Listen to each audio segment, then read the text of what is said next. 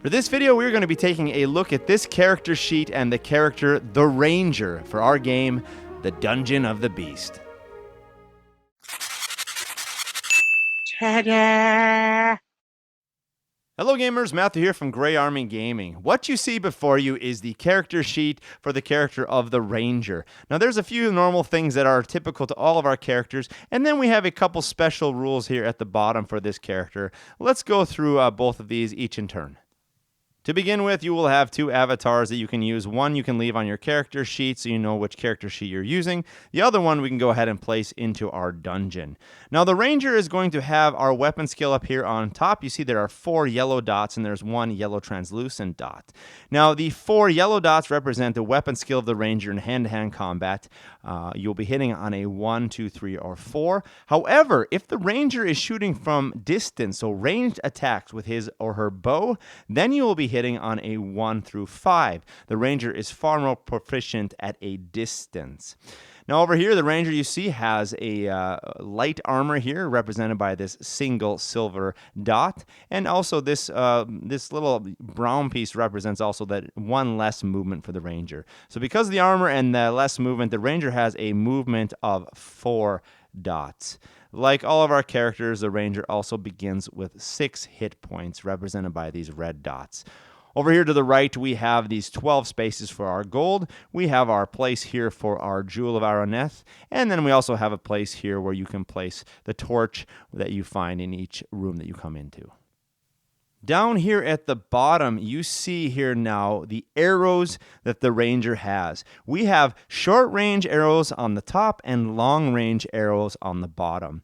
These both cause 1 wound when they hit. The difference is with the short range, you can attack a creature that is within 1, 2, or 3 spaces. Long range, you can attack 1, 2, 3, of course, but also 4, 5, or 6 spaces away. So depending on where you are positioned and who you are firing at, you may need to use an arrow of either short range or long range.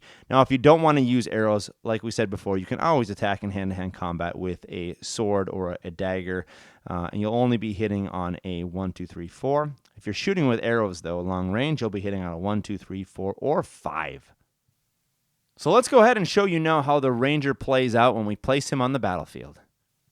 Here is our hypothetical scenario that we've set up with our walls and our lava. We've also rolled off for 2 enemies. We've rolled off for the position of the torch. We'll place our Ranger here in the corner of our first room.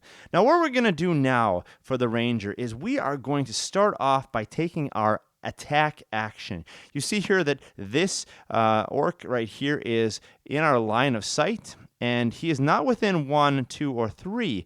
So we're going to have to use a long range arrow to fire at him. So let's go ahead and fire a shot off on him, spending a long range arrow, and then seeing if we hit on a 1 through 5.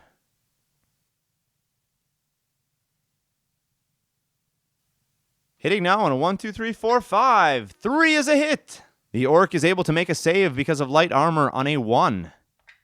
No, a 6 is not a save. So that first orc is going to lose 1 life. Let's take off 1 dot from the top of the monster character there.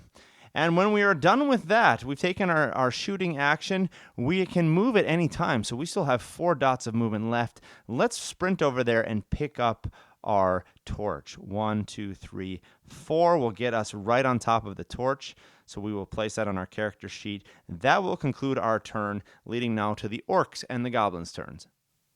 You can see now how powerful it is to have long-range weapons. Now these guys are unable to get in hand-to-hand combat, so let's just move them up. 1, 2, 3, 4, 5 here in that position. And the next guy here also has to go around. 1, 2, 3, 4, 5. So that will be the end of their turn, which means we are now able to move back to the Ranger's turn. So we're going to think strategically here and take some movement, shoot them, and then move some more. Let's move 1, 2 dots here, and we will save 2 more of our movement. Let's take a shot off on this guy, but now we can use a short-ranged arrow, hitting on a 1 to 5 with our short-ranged arrow. Hitting on a 1 to 5, ranged attack, 2 is a hit. Armor save for the orc on a 1 because of light armor. No. So the final wound goes through on this lead orc, which is his last wound. We'll take him out of play. Now I have 2 more dots of movement, so let's keep moving over this direction. We will continue our movement here with our monsters, and there'll be enough movement to get into base-to-base contact. We'll assume that our monster will attack there. Assuming that they connect, we would lose 1 wound. Now, here's one thing that I have been clear with in the rules, is that it's possible for you to move out of combat without the monsters getting attacks of opportunity. So if I wanted to, I would be able to move, say, over to this dot right here, where I would still have line of sight, and I would still get the benefit of shooting at range.